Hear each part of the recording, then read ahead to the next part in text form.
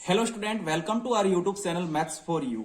इस वीडियो में हम 12th एनसीईआरटी मैथमेटिक्स के चैप्टर नंबर 1 के इंपॉर्टेंट कॉन्सेप्ट डिस्कस करने वाले हैं। तो ये काफी हेल्पफुल वीडियो होने वाला है, अंत तक जरूर देखें और अगर वीडियो पसंद आता है तो लाइक जरूर करें। तो चलिए इस वीडियो को शुरू करते हैं। जो पहली यूनिट है उसका नाम है रिलेशन एंड फंक्शन, संबंध एवं फलन। तो सबसे पहले अपन डिस्कस करते हैं, कुछ संबंधों के टाइप दे रखे हैं, संबंधों के प्रकार। तो पहला है रिक्त संबंध। रिक्त संबंध, अगर आपको कोई सेट दे रखा है, माना कि ए कोई सेट है, तो ए इक्वल टू लेट सपोर्ट 1 2 3 दे रखा है। अगर इसका कोई भी एलिमेंट खुद से संबंधित या फिर दूसरे किसी एलिमेंट से संबंधित नहीं है तो ऐसे संबंध को अपन रिक्त संबंध कहते हैं। रिक्त संबंध को 5 से डिनोट करते हैं। तो एक बार आप डेफिनेशन देखिए इसकी। यदि समुच्चय ए का कोई भी अवयव ए के किसी अन्य अवयव से संबंधित ना हो तो ऐसे संबंध को रिक्त संबंध कहते हैं। उसको अपन 5 से डिनोट करते हैं, या फिर आप ऐसे भी लिख सकते हो कि ब्रैकेट को खुला छोड़ दो, आर इक्वल टू ऐसे करके भी आप लिख सकते हो। या तो ऐसे लिखिए या फिर इसको सीधा 5 से डिनोट कीजिए। तो 5 या फिर ऐसे डायरेक्ट ब्रैकेट से आप इसको डिनोट कर सकते हैं। उसके बाद में होता है यूनिवर्सल रिलेशन, सार्वत्रिक संबंध। यदि समुच्चय ए का प्रत्येक अवयव, पहले तो क्या था कि एक भी अवयव का किसी से संबंध नहीं बन रहा था। इस बार ऐसा है कि जैसे एक सेट में एलिमेंट है 1 2 3, तो 1 का 2 के साथ में भी होना चाहिए, 1 का 3 के साथ में भी होना चाहिए, 1 का खुद 1 के साथ में भी होना चाहिए, 2 का 1 के साथ में होना चाहिए, 2 का 2 के साथ में होना चाहिए, 2 का 3 के साथ में होना चाहिए, 3 का 1 के साथ में भी होना चाहिए, 3 का 2 के साथ में होना चाहिए और 3 का 3 के साथ। मतलब कि प्रत्येक जो एलिमेंट है उसका जो सेट में दिए हुए सारे एलिमेंट के साथ में रिलेशन अगर होगा तो ऐसे रिलेशन को अपन यूनिवर्सल सेट कहेंगे, सार्वत्रिक समुच्चय कहेंगे। तो सिंपली इसको अपन R equal to a cross a से डिनोट करते हैं, क्योंकि ए क्रॉस ए में वो सभी अवयव आ जाते हैं। मतलब खुद सबका सबके साथ में संबंध आपको डिनोट करना है तो ऐसे संबंध को आप ए क्रॉस ए से डिनोट कर सकते हैं। उसके बाद में है द्विआधारी संबंध। अगर दो एलिमेंट के साथ में जो रिलेशन है उसको, ये काफी इंपॉर्टेंट कॉन्सेप्ट है क्योंकि ज्यादातर बोर्ड एग्जाम में सवाल पूछे जाते हैं तुल्यता संबंध को लेकर, समतुल्य समित संक्रामक को लेकर। तो ये कॉन्सेप्ट आपको जरूर से फोकस करने हैं इन पर। तो पहला है समतुल्य संबंध। समतुल्य कब होगा कि कोई जैसे किसी सेट ए का कोई एलिमेंट है, माना कि ए, तो for all a belongs to a, मतलब कि ए कोई सेट ए का अवयव है, तो अगर खुद का खुद के साथ में संबंध बने, मतलब कि ए रिलेटेड हो ए के साथ में, तो ऐसे संबंध को अपन कौन सा संबंध बोलेंगे? समतुल्य संबंध। जैसे लेट सपोर्ट अगर कोई सेट दे रखा है आपको कि ए इक्वल टू 1 2 3 है, तो अगर आपका कोई रिलेशन है उसमें ये सारे एलिमेंट आते हैं, उनको छोड़ के भी बाकी सारे एलिमेंट आ सकते हैं, लेकिन ये वाले एलिमेंट तो मस्ट है। अगर कोई सेट रिलेशन समतुल्य है तो इसका मतलब कि ये वाले एलिमेंट तो आने चाहिए। इसके अलावा भी बाकी सारे एलिमेंट आ सकते हैं, लेकिन ये वाले एलिमेंट आने ही चाहिए। तो यही लिख रखा है कि for all a belongs to a, मतलब कि ए इस सेट ए में अगर बिलोंग्स करे तो ए का ए, मतलब खुद का खुद के साथ में अगर रिलेशन बनता है तो ऐसे सेट को अपन कौन सा सेट बोलेंगे? समतुल्य संबंध बोलेंगे। उसके बाद में सम्मित। सम्मित में आपको एक दे रखा है कि जैसे ए का बी के साथ में बनता है संबंध। लेट सपोर्ट कि इस टाइप का संबंध आपको दे रखा है, 1 का 2 के साथ में बन रहा है, 2 का 1 के साथ में बन रहा है। तो इस तरीके के जो संबंध होते हैं उनको बोलते हैं सम्मित। मतलब कि अगर 1 का 2 के साथ बन रहा है तो 2 का 1 के साथ में भी बनना जरूरी है। अगर 1 का 3 के साथ बनता तो 3 का 1 के साथ भी बनना जरूरी था। अगर 2 का 3 के साथ होता तो 3 का 2 के साथ भी बनना जरूरी था। तो इसके लिए देखो लिखा गया है कि a comma b belongs to R. अगर ए बी आर से बिलोंग कर रहा है तो बी ए भी आर से बिलोंग करना ही चाहिए। तो इस तरीके के जो संबंध होंगे उनको अपन सम्मित संबंध में रखेंगे।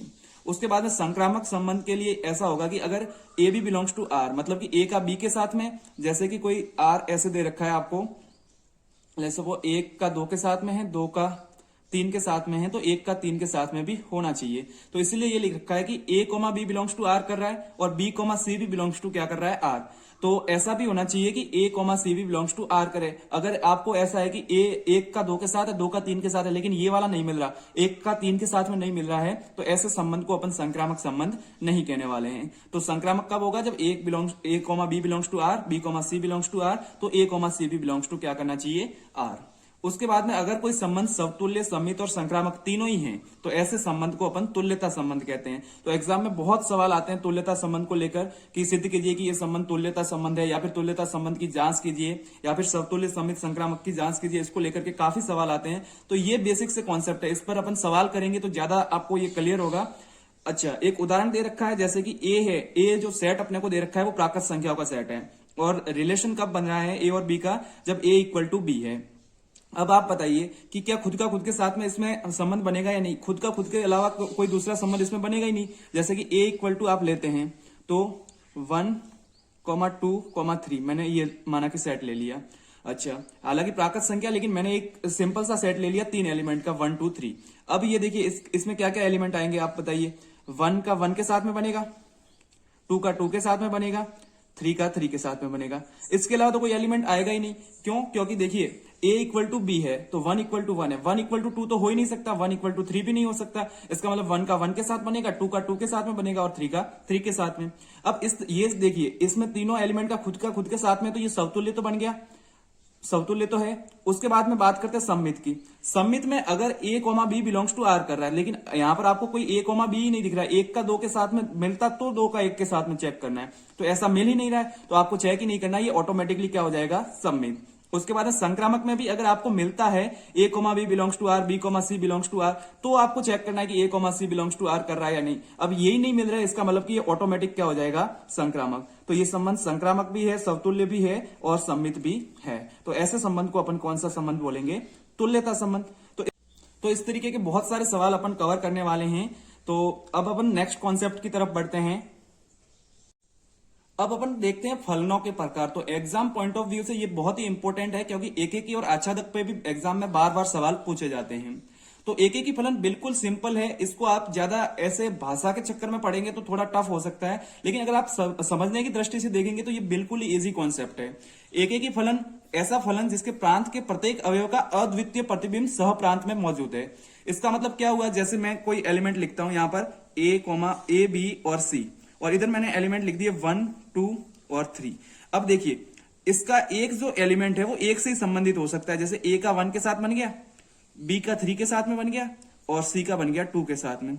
तो इस तरीके के जो संबंध होंगे वो एक एक ही होगा, एक का किसी मतलब कि किसी दो का एक के साथ में नहीं बन सकता, क्योंकि आपको पता है कि एक का अगर दो के साथ में होगा तब तो वो फलन ही नहीं है, लेकिन अगर दो एलिमेंट का एक के साथ बन सकता है तो इस तरीके के फलन वो एक एक ही नहीं होंगे। लेकिन ये तो देखिए एक का एक के साथ बन रहा है तो एक एक ही है।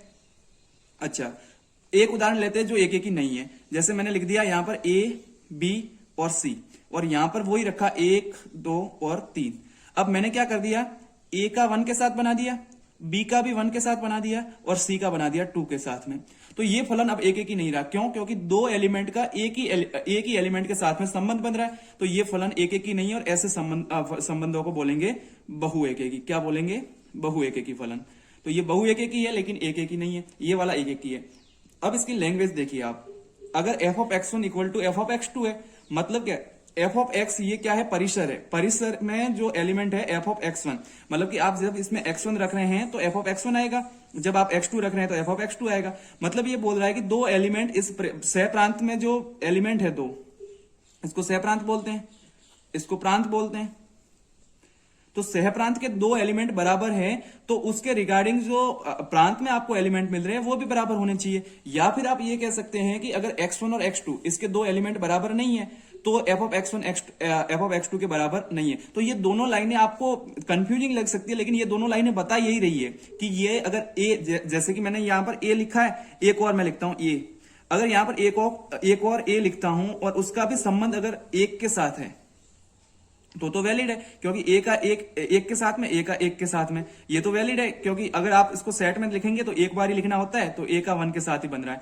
लेकिन आप ऐसे नहीं लिख सकते कि f ऑफ x1 बराबर तो f ऑफ x2 है, लेकिन x1 बराबर x2 नहीं है। अब जैसे मैंने लिख दिया a का भी 1 के साथ में है, इधर देखिए आप, a का भी 1 के साथ में और b का भी किसके साथ में है, 1 के साथ में। तो इसमें देखिए f ऑफ x1 और x2 तो बराबर है, क्योंकि 1 1 के तो बराबर है। लेकिन क्या x1 बराबर x2 है क्या? नहीं है, क्योंकि x1 का मान a है और x2 का मान b है।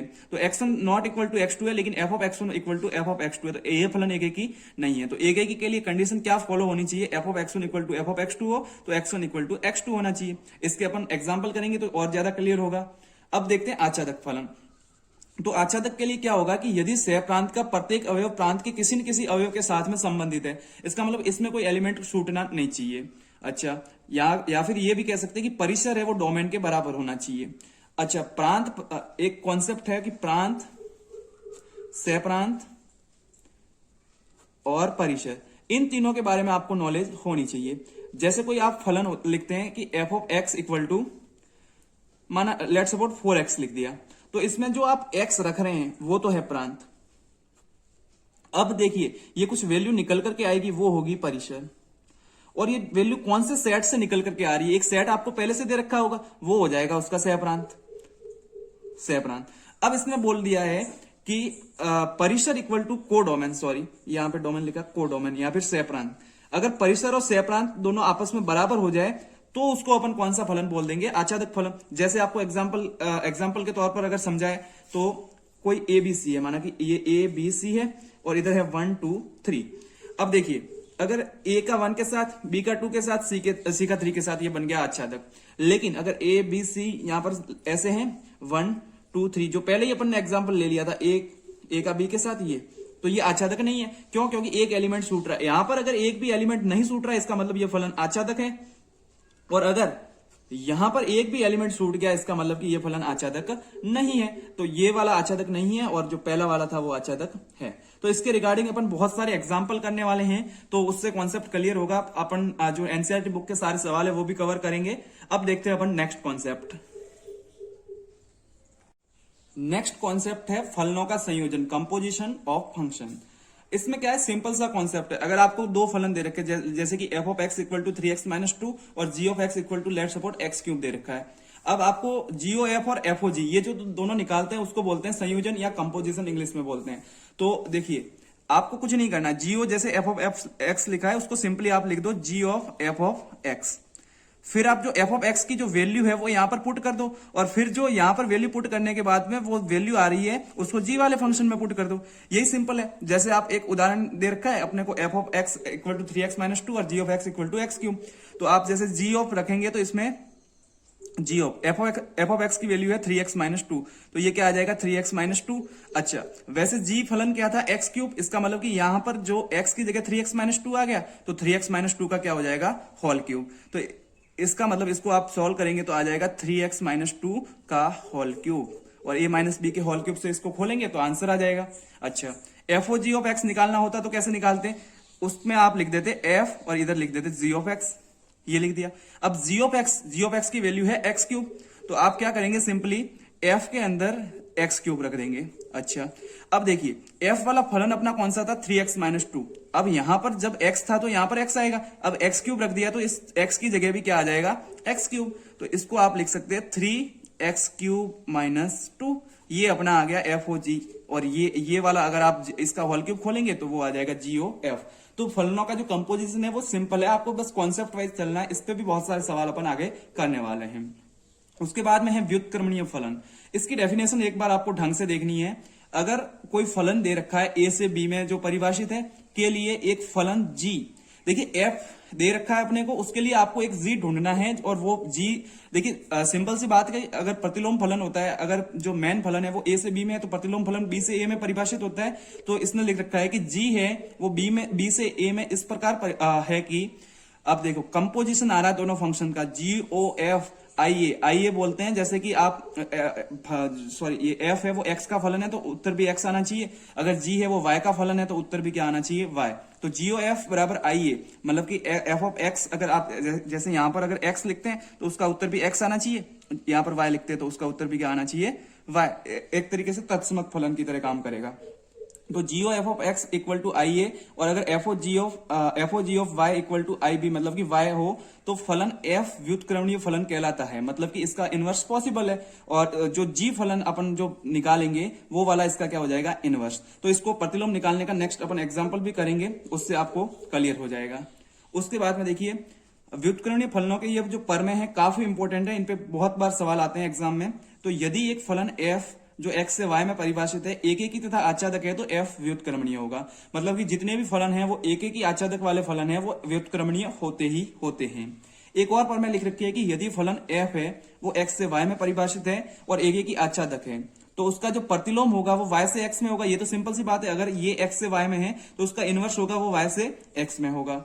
अच्छा, और वो भी कैसा एक फलन होगा, एक ही आच्छादक होगा। और एक बात ये भी है कि अद्वितीय होगा, मतलब कि कोई फलन दिया हुआ है पर्टिकुलर, अगर वो व्युत्क्रमणीय है और एक ही आच्छादक भी है तो उसका जो व्युत्क्रम फलन है वो एक ही होगा, उसके अलावा कोई व्युत्क्रम फलन नहीं होगा। जो आप सॉल्व करके निकाल रहे हैं उसके अलावा कोई व्युत्क्रम फलन पॉसिबल नहीं होगा, तो ये अद्वितीय होता है।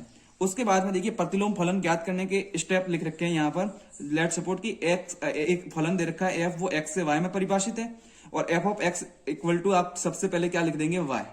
ठीक है। अच्छा, ये देखिए जैसे कोई फलन दे रखा था आपको f of x equal to 7x plus 10, तो मैंने क्या कर दिया, जो 7x प्लस 10 था उसको y के बराबर रख दिया। अच्छा, दूसरे स्टेप में आपको क्या करना है कि जो x है उसको y के पदों में निकालना है। तो अपने पास में पहले क्या था, y equal to 7x plus 10। अब इससे अपने को x निकालना है, तो प्लस 10 को इस साइड पक्षांतरित कर दो, और ये जो 7 मल्टीप्लाई में है x के वो इस साइड जाएंगे तो डिवीजन में आ जाएंगे। तो x इक्वल टू क्या बन गया, y माइनस 10 अपॉन 7। अब देखिए, क्योंकि अपन ने f of x equal to y लिखा था, इसका मतलब कि x equal to f inverse y लिख सकते हैं। तो इस एक्स की जगह आपको लिखना है एफ इनवर्स वाई। तो यहां से एफ इनवर्स वाई कितना आ गया, वाई माइनस 10 अपॉन 7। तो ये सिंपली अपना आ गया व्युत्क्रम फलन, सॉरी प्रतिलोम फलन। तो प्रतिलोम फलन कैलकुलेट करना भी ज्यादा मुश्किल नहीं है, अपन आराम से कर सकते हैं। इस पे भी अपन बहुत सारे सवाल करने वाले हैं। अब एक बात ये ध्यान रखनी है कि प्रतिलोम फलन अपन उसी फलन का ज्ञात करेंगे जो फलन एक एक ही आच्छादक हो, या यूं कहें कि जो फलन व्युत्क्रमणीय फलन है उन्हीं का अपन प्रतिलोम फलन ज्ञात करेंगे। तो अब बढ़ते हैं अपने नेक्स्ट कॉन्सेप्ट पर। अब बात करते हैं आपके जो मैथ्स की यूनिट 1 है उसमें कुछ इंपॉर्टेंट फलन दे रखे हैं उनके बारे में। सबसे पहले तत्समक फलन। तत्समक फलन सिंपल है कि अगर आप कोई वैल्यू रख रहे हैं फलन में और वही वैल्यू सेम आ रही है आपका आंसर भी, इसका मतलब कि एफ ऑफ एक्स जो एक्स रखा तो आंसर भी एक्स आ गया, तो ऐसे फलन को अपन क्या बोलेंगे, तत्समक फलन। तो ये तो सिंपल है, y इक्वल टू एक्स एक तरीके से स्ट्रेट लाइन आएगी अपने। और अब बात करते हैं, ये तो मतलब प्रत्येक अवयव स्वयं से अगर संबंधित है तो ऐसे संबंध को अपन तत्समक संबंध कहते हैं। अपन ने पहले भी देखा है जो GOF और FOG आई के बराबर हो, तो ये इसमें भी देखो, जैसे ये अगर y का फलन है तो y आना चाहिए, x का फलन है तो x आना चाहिए। तो ये भी तत्समक फलन के लिए भी, तत्समक अवयव के लिए ही आया था। अब बात करते हैं असर फलन। इसको कांस्टेंट फंक्शन बोलते हैं, तत्समक फलन को आइडेंटिटी फंक्शन बोलते हैं। अच्छा, असर फंक्शन क्या बोलेंगे, जैसे अपन ने देखा है कि अपन जैसे y इक्वल टू 2 का ग्राफ बना रहे तो वो कांस्टेंट रहेगा। तो वही प्रांत के सभी अवयवों का एक ही प्रतिबिंब हो, मतलब कि प्रांत की वैल्यू अलग अलग होती जाएगी सेम, लेकिन उसका जो रिलेशन बनेगा या फिर जो फलन का वैल्यू आएगी वो एक ही आएगी। जैसे मैंने लिखा f of x equal to 5। अब आप इसमें भले कुछ भी लिखो, एफ ऑफ 1 भी 5 होगा, एफ ऑफ 2 भी क्या होगा 5, एफ ऑफ 3 भी क्या होगा 5, मतलब आप इसमें कुछ भी वैल्यू रख लो, आंसर तो क्या आएगा 5। तो इस तरीके के फंक्शन होते हैं, उनको क्या बोलते हैं, कांस्टेंट फंक्शन। तो ये तो आपको क्लियर हो गया कि जो कांस्टेंट फंक्शन होते हैं वो हमेशा कैसे होते हैं, बहु एक ही होंगे। क्यों? क्योंकि बहुत सारी वैल्यू की एक ही वैल्यू आएगी, तो ऐसे फलन को क्या बोलते हैं, बहु एक ही। तो एक ही तो कांस्टेंट फलन नहीं हो सकते। उसके बाद में आता है मॉड्यूलस फंक्शन या मापांक फलन। मापांक फलन मोड तो आपको पता ही है, ऐसे लगता है। अच्छा, f of x equal to mod x. अब मोड एक्स का आपको पता ही है कि अगर निगेटिव वैल्यू भी इसमें रखेंगे तो भी पॉजिटिव आएगी, पॉजिटिव वैल्यू रखेंगे तो भी पॉजिटिव आएगी। अब देखिए, तो मैंने एफ ऑफ एक्स को ऐसे डिकम्पोज मतलब उसको ऐसे तोड़ दिया कि अगर एक्स की वैल्यू या तो 0 के बराबर या 0 से बड़ी है तो प्लस में खुलेगा। जैसे मैंने 5 रखा तो भी उत्तर प्लस में आया 5। अच्छा, जब x लेस देन 0 है तो माइनस एक्स खुला। जैसे मैंने माइनस का 5 रखा तो माइनस और -5 और माइनस माइनस मिलकर के क्या बन गया, प्लस का 5। तो ये सिंपल फंक्शन है। अब इसका ग्राफ कैसे बनता है, जो पॉजिटिव संख्या है उसमें भी पॉजिटिव आएगा, जो नेगेटिव संख्या है उसमें भी क्या आएगा, पॉजिटिव। तो ये सिंपल ग्राफ है, आप इसको अपन बाद में और भी ज्यादा डिस्कस करेंगे। उसके बाद में महत्तम पूर्णांक फलन, उसको बोलते हैं ग्रेटेस्ट इंटीजर फंक्शन। तो इसमें देखिए, इसमें क्या होता है कि बहुत सारी वैल्यू, जैसे मैंने लिख दिया 0.2, 0 से लेकर के 0.99 तक सारी वैल्यू के लिए 0 आंसर होगा। 1 से लेकर के 1.99 तक सारी वैल्यू के लिए 1 आंसर होगा। 2 से लेकर के 2.99 यहां तक की सारी वैल्यू के लिए क्या आंसर होगा, 2। तो इस तरीके से चलेगा कि 0 से लेकर 0.99 तक 0, 1 से लेकर के 1.99 तक 1, 2 से लेकर 2.99 तक 2। मतलब ये इस टाइप का ग्राफ आएगा यहां से यहां तक, और 1 पर आते ही ये खाली हो जाएगा और 1 पर शिफ्ट हो जाएगा। ठीक है, तो इस तरीके का, तो इस तरीके के जो फंक्शन होंगे वो भी बहु एक ही होंगे अगर रियल नंबर से रियल नंबर की बात करें तो। हालांकि अगर प्राकृत संख्या से प्राकृत संख्या में बात करें तो ये फलन एक ही हो सकता है, लेकिन अगर आप रियल नंबर से रियल नंबर की बात कर रहे हैं तो ये फलन भी एक ही नहीं होगा। उसके बाद में बात करते हैं सिने फलन की। तो सिने फलन में क्या होगा, जैसे f of x equal to, देखो इसमें 3 ही परिसर होता है, उसमें 3 ही वैल्यू पॉसिबल होती है, 1, 0 और -1। अगर x जो आप प्रांत रख रहे हैं उसकी वैल्यू ग्रेटर देन 0 है तो 1 आएगी, अगर बराबर 0 है तो 0 आएगी, और लेस देन 0 है तो -1 आएगी। ये तो सिंपल है। अब इसकी बात करें तो ये अगर आप R to R n to n, इन सब में ये फलन आच्छादक नहीं होगा, ये श्योर है। क्योंकि आच्छादक कैसे नहीं हो सकता, क्योंकि n अगर लिया लेकिन यहां पर तो 3 ही एलिमेंट आ रहे हैं, r अगर लिया यहां पे तो 3 एलिमेंट आए, z अगर आप लेंगे तो भी यहां पर तो 3 ही एलिमेंट आएंगे। इसका मतलब ये आच्छादक तो पक्का नहीं होगा। और एक एक भी नहीं होगा, क्योंकि बहुत सारी वैल्यू पर आपको सेम वैल्यू मिल रही है। जैसे एक है x ग्रेटर देन 0 वाली सारी वैल्यू पर एक मिल रही है, तो ना तो ये एक ही होगा और ना ही आच्छादक होगा। तो ये कुछ महत्वपूर्ण फंक्शन थे अपने यूनिट 1 से। तो आई होप जो यूनिट 1 के रिगार्डिंग सारे कॉन्सेप्ट है वो आपको समझ में आए होंगे। तो इन कॉन्सेप्ट के ऊपर जितनी भी प्रश्नावलियां हैं अपन एक एक करके डिस्कस करेंगे। अगर वीडियो पसंद आया तो लाइक जरूर कीजिएगा। वीडियो को पूरा देखने के लिए आप सभी का धन्यवाद।